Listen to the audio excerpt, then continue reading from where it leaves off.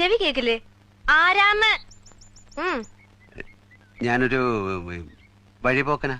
ഇവിടെ ചുറ്റമ്പലത്തിൽ എന്താ കാര്യം? ഇത് പൊതുവഴിയല്ല. നമ്മൾ ആരാണാവോ? അതല്ലല്ലോ ഞാൻ ചോദിച്ചതിനുള്ള മറുപടി.